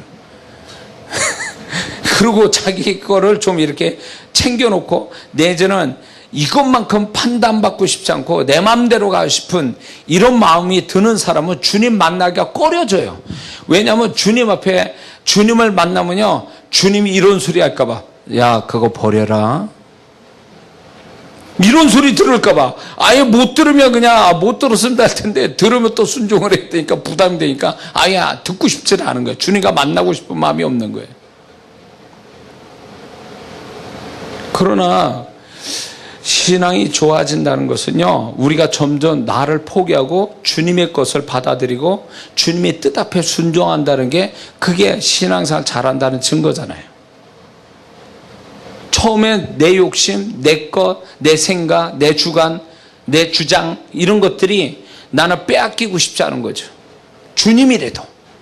그러나 이게 주님의 은혜를 받고 사랑을 받고 주님의 말씀이 들어오고 이러다 보면 어느새 내가 주님께 양보하는 것들이 많아지는 거죠. 주님, 이제 이건 내려놓습니다. 주님 뜻대로 하세요. 이제 내 마음대로 하고 싶지 않아요. 이제 주님 뜻대로. 이런 것들이 많아져 간다? 이건 주님과 소통 잘하는 사람이에요. 그래서 나중에는 이제 더 이상 내가 주장할 게 없어. 주장할 게 없어. 그러면 이제 이 사람은 주님의 것이 거침없이 들어올 사람이에요. 이제 막을래야 막을 수 없어. 주님 부어주면 그냥 일방적으로 받을 수밖에 없어요. 이게 얼마나 큰 축복인 줄 아세요? 그래서 이런 소리 한다고. 자기가 변화됐는데 다른 사람 보기도 전에 내가 이상해, 내가 아니야, 이런 소리예요. 내가 아니야, 내가 아무리 생각해도 내가 아닌 거야, 나 지금 이러는 게 내가 아니야. 그래 심하게 말하면 나 미쳤나 봐, 내가 이런 사람이 아닌데 내가 왜 이러지? 이 사람은 주님의 것이 거침없이 들어와서 지금 이런 소리 하는 거예요. 이게 얼마나 행복한 고백인 줄 아세요? 그게 자기 노력으로 된 게 아니에요. 주님을 깊이 만나니까 주님의 것이 묻어가지고 자기께 소멸돼 버리니까 자연히 옛날 기억은 있는데 그거대로 안 가는 거예요. 옛날 기억은 있는데 그 기억대로 가지 않고 엉뚱하게 하고 있는 거죠. 근데 그게 기분 나쁜 게 아니에요. 내가 이게 내 모습이 아닌데 내가 왜 이렇게 하고 있지? 그러나 굉장히 기분 좋아. 옛날에 결심하고 또 결심해도 안 되는 일이 이제는 그냥 되는 거야. 그냥. 왜? 주님의 것이 내 안에 들어와서 나를 잡아버리니까. 이게 얼마나 행복한 줄 아세요? 이게 얼마나 축복인 줄 아세요? 이런 말이 주기적으로 와야 돼. 이 말이 우리가 한 주만 지나보다 내가 이상하다, 이게 내가 이렇게 되는 게 아닌데, 또 한 주 지나면 야 이게 내가 미쳤는가, 왜 내가 이렇게 하고 있지? 옛날 같으면 이게 아닌데 열받아가지고 난리치고 그냥 별소리 다 해야 되는데 왜 이게 안 되지? 기억은 있으니까, 옛날에 내가 한 게 있으니까 이렇게 기억이 있어야지 이거대로 가야 되는데 이 기억만 있지 실제로 나오는 건 그게 아니야. 이게 엇갈리는 거지. 그러면서 야 이게 내가 아닌 것 같다. 바로 주님이에요. 그게 주님이에요. 제가 제 착각이에요. 착각인데 이 얘기를 하고 싶은데, 제 착각을 좀, 부끄러운 착각을 좀 하고 싶은데, 제가 이제 청년 때 주님 떠났다 주님께 돌아와가지고 주님과 너무 교통을, 정말 진짜 엄청난 교통을 해서 애인, 또 그런 애인이 없는 거예요. 제 아내하고 연애할 때 그때도. 근데 제 아내보다 더 제가 주님과의 그 사랑의 어떤 교통이 굉장히 했던 때예요. 그 신학교 다닐 때가. 그래서 어느 정도냐, 내가 주님이란 단어나 주님이라고 부르며 벌써 눈물이 나기 시작하는 거예요. 그 부를 때 벌써 이미 그분이 내게 응답하고 그분의 사랑이 나를 덮는 걸 느껴요. 그러다 보니까 나는 감격해서 눈물이 나오는 거야. 내가 제 아내하고 좋아가지고 연애할 때도 난 눈물을 흘려본 적이 없어. 좋아를 안 했어도 감격해서 눈물을 흘린 적은 없었거든. 근데 너무 좋으면요, 만나기만 해도 이름만 불러도 눈물이, 감동이 훅 올라오면서 눈물을 흘려요. 그건 정말로 사랑하는 거지. 그거는 깊이 사랑하는 거지, 그건. 여러분들 연애할 때 그렇게 해봤습니까? 근데 저 아내하고는 그렇게 못 해봤어요, 사실은. 근데 주님과는 그게 돼요. 정말 제 아내도 여기 제 아내가 같은 교회 다녔으니까 저의 모습을 봤죠. 세상 살다가 찌들어 살다가 청년 때 들어와서 아저씨 같은 내 모습. 그러면서 주님으로 변화받아가지고 하도 눈물을 많이 흘려가지고 그냥 부끄러워가지고 막 눈물을 너무 많이, 제가 눈물을 많이 흘리니까. 근데 그게 주님과의 교통에서 오는 거예요. 아주 주님과 함께 살려고 집에다가 기도실을 따로 차렸어, 내가. 그분과 같이 있으려고. 그래가지고 그 속에서 얼마나 주님과 교통하며 기도하고, 다윗의 시편을 그때 제가 경험한 거예요.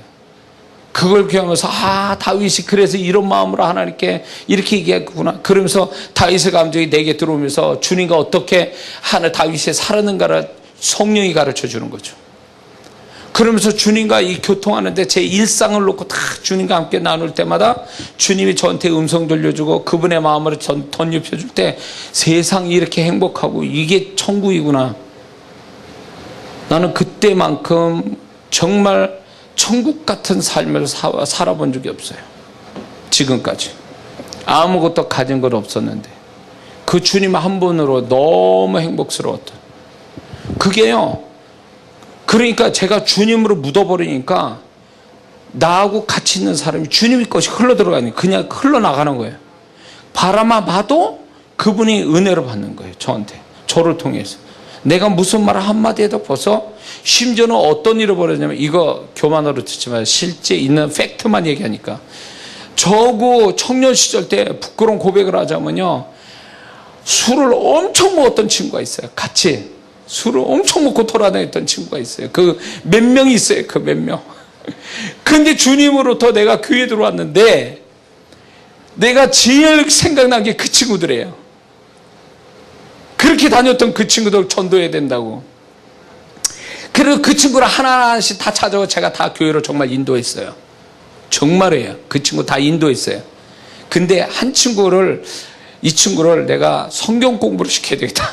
나도 교회 들어온 지 얼마 안 됐는데 성경 공부 시켰다. 목사한테 배운 거를 그대로 그 친구한테 써먹어야 되겠다 그래가지고 이제 교회만 다닐 게 아니라 성경 공부 시켜야겠다 그래가지고 제가요, 일로 오라고.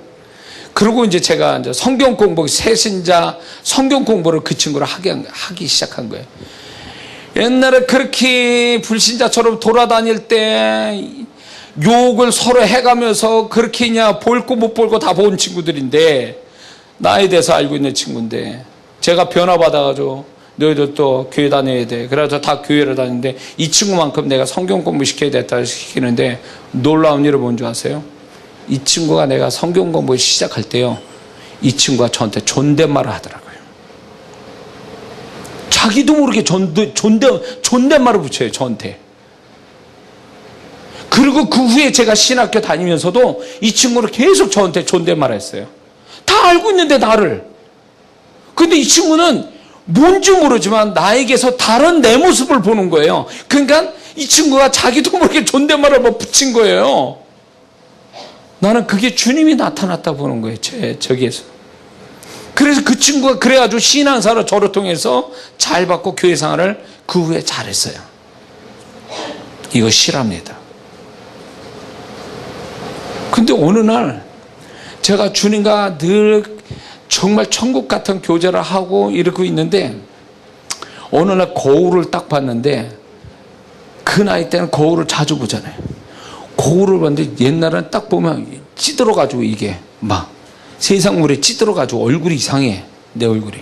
그래서 제가 변화받고 주님께 막 그냥 정말 정결하게 살고 거룩하게 살면서 주님과 소통하는, 거룩이 기본이에요. 그 다음에 이제 주님과 소통하는 삶을 살고 딱 했는데 거울을 보니까 내 얼굴이 아닌 거예요. 정말 내 얼굴이 아닌 거예요. 제 착각인지 몰라도 내 얼굴에 주님의 모습이 보이는 것 같아. 주님의 얼굴이 보이는 것 같아요. 눈동자가 내 눈동자가 아닌 거예요. 너무 놀랐어요, 제가. 그래서 이게 주님과 소통하다 보니까 내 얼굴도 바뀌는구나, 얼굴도. 그때 그때 그거 경험했어요. 믿거나 말거나. 근데 저는 그렇게 느꼈단 말이에요. 그때 정말 내 얼굴이 완전히 변했으니까. 그래서 주님과 소통하면서 행복하게 신학교를 다녔는데, 제 아내와 연애도 하고, 이중에 또 축복이 있었죠. 이렇게. 그 주님과 그런 소통의 그 맛을 보았는데, 제가 실제 있었던 일이에요. 뭐가 있었냐면, 전도에 미쳐가지고, 영혼 구령 열정에 잡혀가지고, 제가 목욕탕에서도 전도하고, 기차간에서 전도하고, 시장 장날에 가서 외치고 전도하고, 지하철에 가서도 전도하고, 목욕탕 가면 그 한증막에 들어가면 잘 됐다 싶어가지고, 정말 이게 재밌는 얘기인데, 그 목욕탕 안에 그 한증막에서요, 딱 들어가면 사람이 있어요. 남자 딱 있으면 전도하는 거예요. 그런데 어떻게 하냐면 이 사람 손을 잡아야 돼. 나가야 되니까. 나가니까. 딱 붙잡고 제가 전도를 해가지고 거기서 예수님 영접했어요.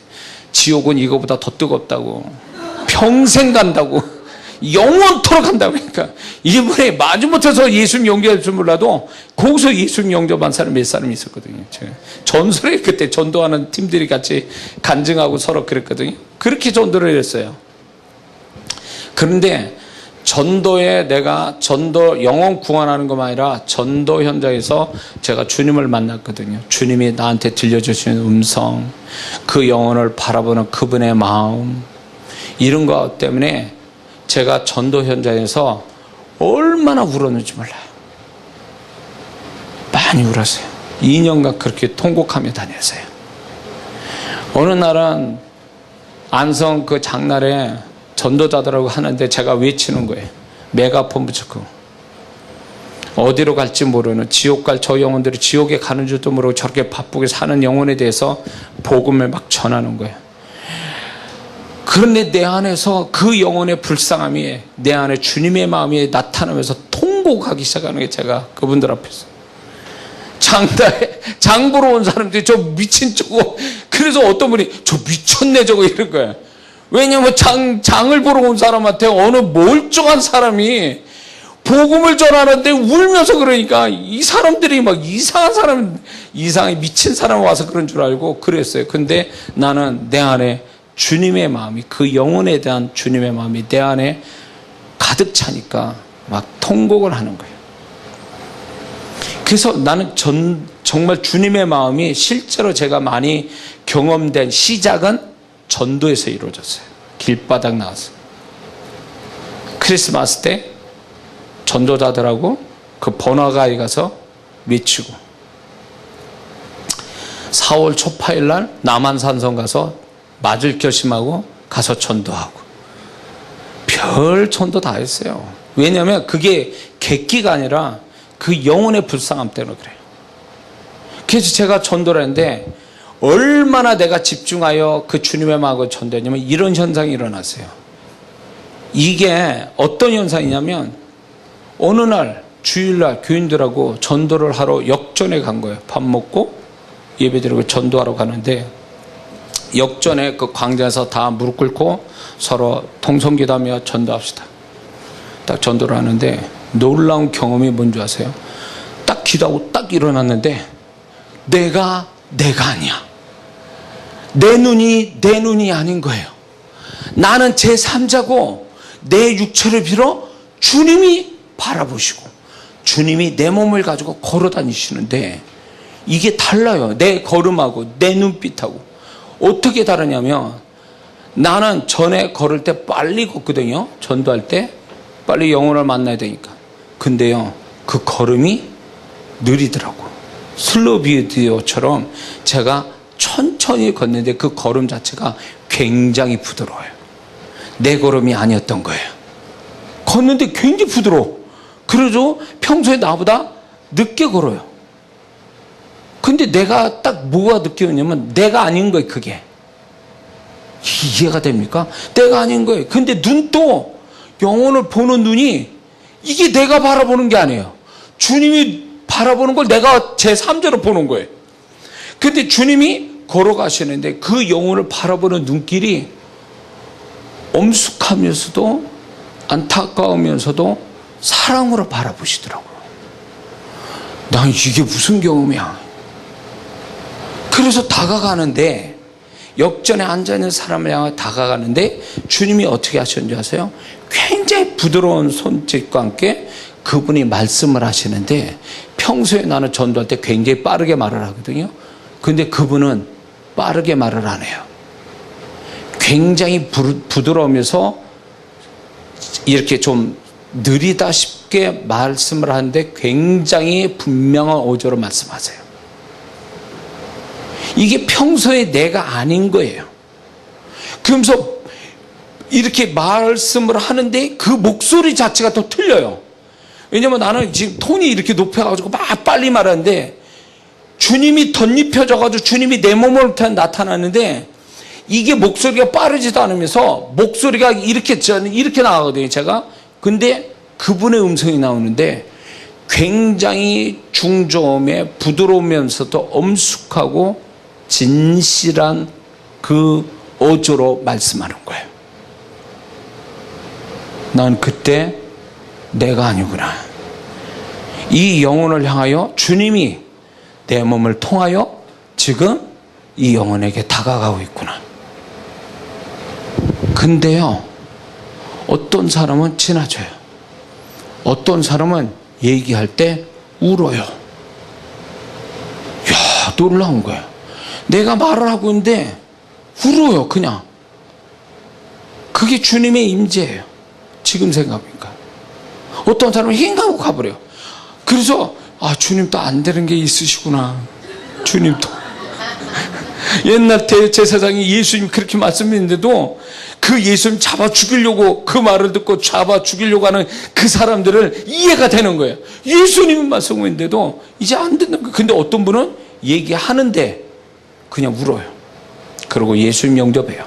무릎 꿇고 눈물로 예수님을 영접해요. 이거 어떻게 설명해? 제가 신비한 체험이 이거였어요. 이게 또 저에게 나타나는 게, 주님이 어떻게 나타나냐면, 야, 이것도 듣고 또 설교, 이상한 설교 한다고 또 그럴까봐 걱정인데, 그냥 영적 제 경험이니까 그냥 흘겨들으세요. 이 체험이 제가 사역을 할 때, 여러분 아시죠? 성찬 사역할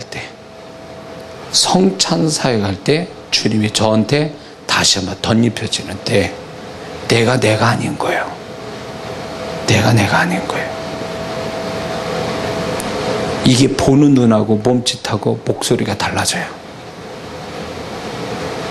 그러면서 거기에서 그 영혼에 대해서 깊은 울림 있는 말씀을 하시더라고요. 그 같은 말인데도 내가 내 목소리가 아닌 거예요, 이게. 다른 사람 모르는데 나는 알죠. 근데 그 울림 있는 이렇게 말씀을 하는데 그게 그 영혼에 꽂히는 거예요. 아세요? 이게 혼에다 말하는 게 아니라 영에다 말을 해요. 말씀해 주시는 거예요. 그래서 제가 성찬사에 때는 신비한 체험을 해요. 제가 이렇게 주님이 제 육체에 덮여서 뭔가 이렇게 사역을 하실 때 나는 이게 너무 귀한 거예요, 이게. 근데 이 체험을 내가 구한 것도 아니에요.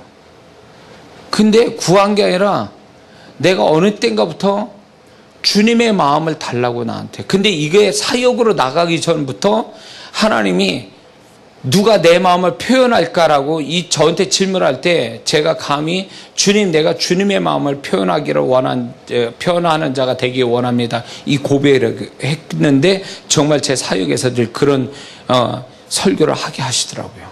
그런데 놀라운 건 그분의 마음을 가진 자에게서 그분이 덧입혀지는 걸 제가 보게 돼요. 그게 제 개인적인 체험에서는 영광이에요. 그분이 나를 덮여서 그분이 내 육체를 가지고 그분의 일을 하시는 것을 제가 제3자로 볼 수 있다는 게 저한테는 영광이었어요. 자,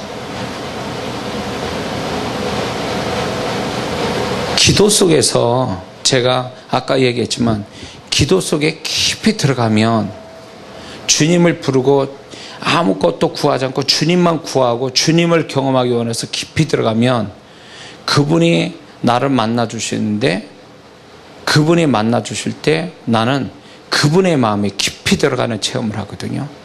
깊이 그분의 마음으로. 그분의 은혜나 능력이나 축복을 구하는 게 아니라 그분 존재를 원하는 거예요. 그분의 마음을 구하는 거예요. 그분의 마음을 구하면 나도 모르게 그분의 마음에 빨려 들어가는데, 그게 내가 점점 의식이 없는 것처럼 들어가요. 쭉 들어가면 처음에 주변 의식에 다 쭉 들어가면 내가 없어지는 느낌이에요. 그래서 마지막에는 뭐가 있냐면 나는 없어지고 그분만 느껴져요. 그래서 찬양 가사 중에 그분이 정말 그걸 체험해서 얘기하는 건지 나는 알 수 없지만 내가 그걸 경험한 사람이기 때문에 깊이 들어서 그분 마음 안에 깊이 들어서 나는 없어지고 그분으로 채워지면 그때 그 순간이 천국을 맛보는 거예요.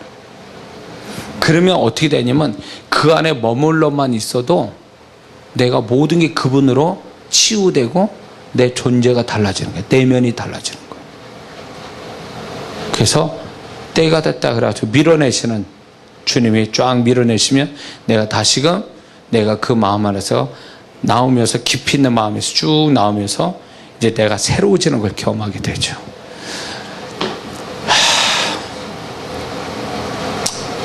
자, 오해 없이 들으세요. 저 개인적인 체험이고, 이게 주님이 얼마나 귀한 분이고 주님이 얼마나 그분의 것을 우리한테 덧입혀주기 원하시고 그분이 나를 통해서 얼마나 많이 나타나기 원하시고 그분이 내 삶에 정말로 내 마음만 아니라 내 삶에 얼마나 나와 같이 계셔서 나와 모든 걸 나누고 연합하기를 원하시는지, 그리고 그분이 가는 길을 내가 같이 가는 이런 어떤 동행하는 이런 거를 얼마나 그분이 사모하는지 몰라요.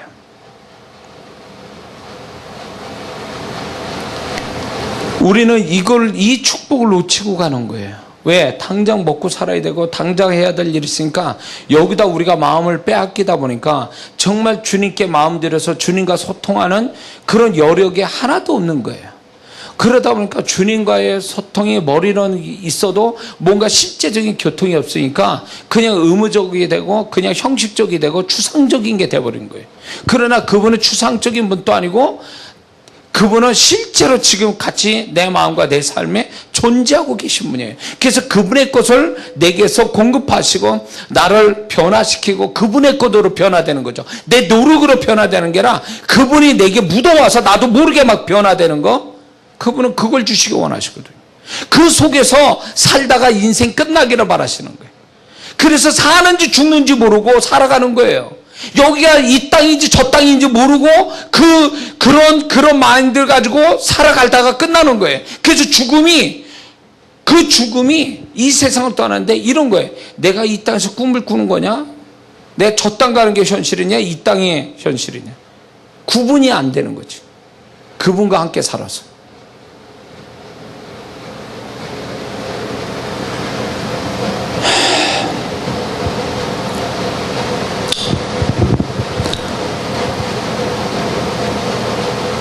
주님과 깊은 교통을 하고 살면요, 저도 아직 그게 안 돼서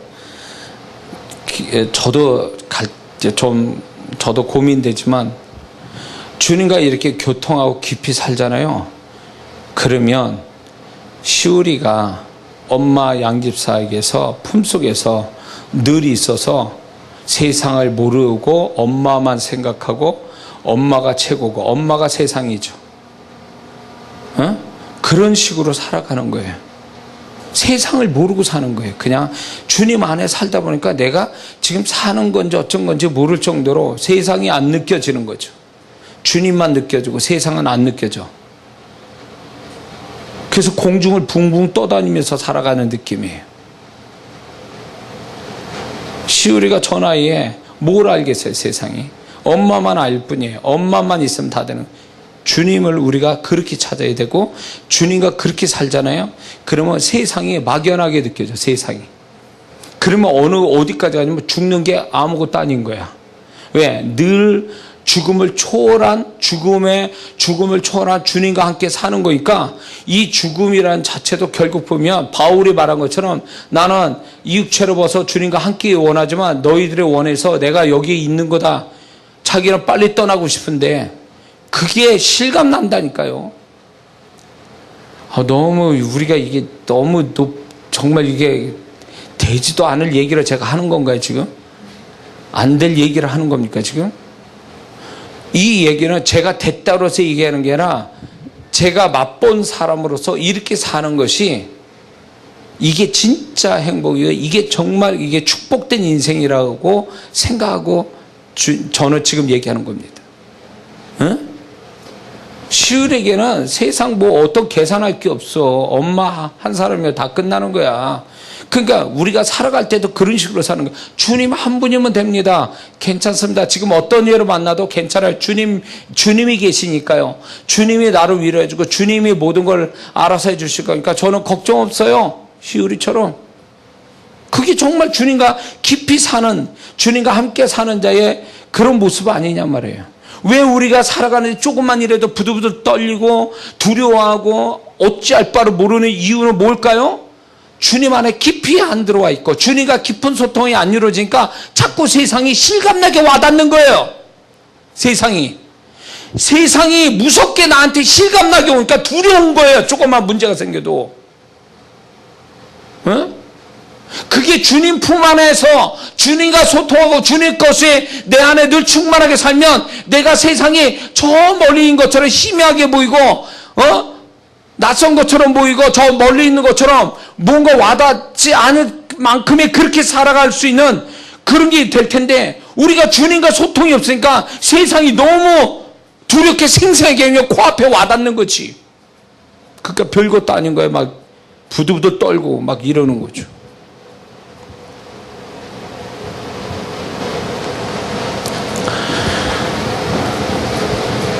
딱 비결은 그 하나예요. 세상을 이기고 세상에 살면서 아우 재미도 없어. 이 지겨운 세상, 무서운 세상. 그러면서 그렇다고 산속에 들어가 살 수도 없고 죽을 수도 없고. 근데 그 방법이 딱 하나예요. 뭔지 아세요? 주님과 깊은 소통을 가지고 주님 안에 사는 거예요. 그 정답이 그 끝이야.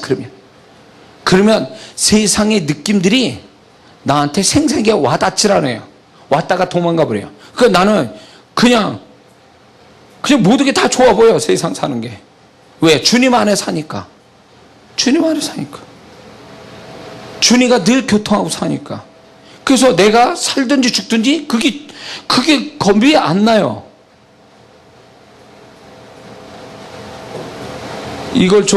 여러분들 이걸 좀 이해하십니까? 이해하신다면 대단한 분이에요. 나보다 더 나은 사람일지도 몰라. 나는 그게 아직 덜 됐어.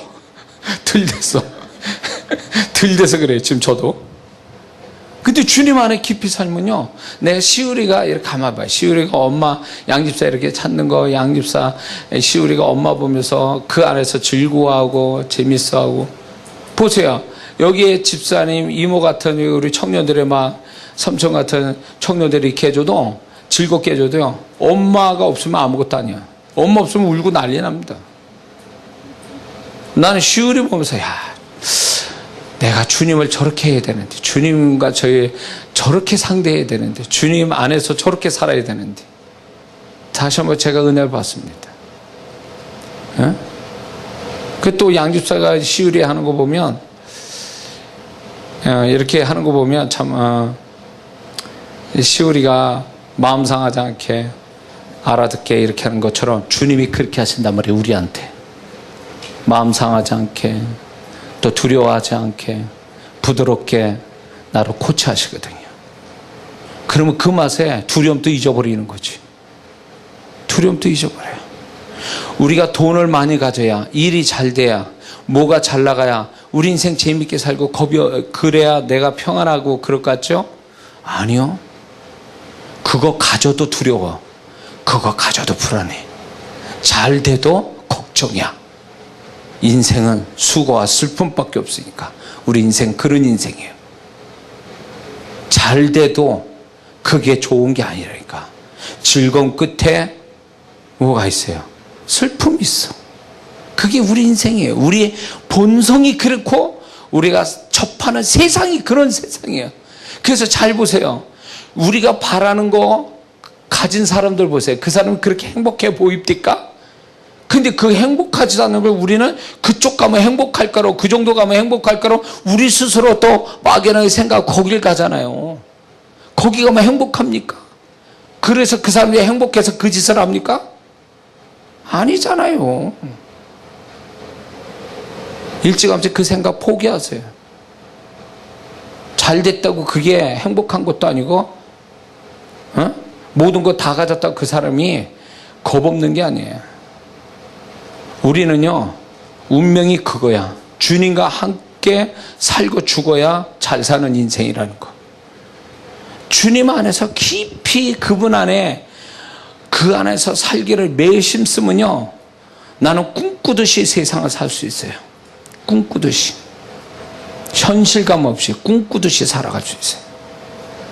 주님은 그래 주기를 원하세요. 바울이 그 심한 고통과 고난을 받아도 그게 다 감당될 수 있었던 거 뭐예요? 그 모든 걸 초월해서 바울을 붙들고 있는 주님 아니에요? 모든 걸 이길 수 있는 주님의 마음이 그를 붙들고 있는 거 아니에요? 제정신이 있는 사람 같으면 그렇게 고난받고 그거 끝까지 감당이 되겠습니까? 안 돼요. 그건 인간의 마음으로 안 되는 거예요. 주님이 그 마음 붙들어서 주님이 아주 굉장히 아주 막 같이 붙어 사는 사람이었기 때문에 그게 가능한 거예요. 우리가 그래야 된다는 거예요. 우리가 그렇게 살아야 된다는 거예요. 그게 우리의 소망이 돼야 돼요. 그게 우리의 목표가 되고 바람이 돼야 돼요. 그러면요, 끝난 거야. 그 사람은 이미 끝난 거예요. 얼마든지 천국 같은 삶을 살아요.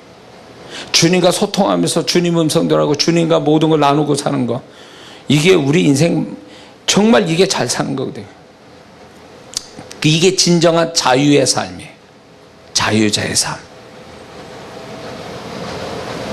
우리 모두가, 저를 포함해서 우리 모두가 이런 바울이 경험한, 다윗이 경험한 그런 하나님과 교통하고 그 안에 머물러 그분 것으로 누리고 사는, 그래서 세상을 이기고 그래서 주님과 행복한 삶을 사는 우리 모두가 될 줄 믿습니다. 기도하겠습니다.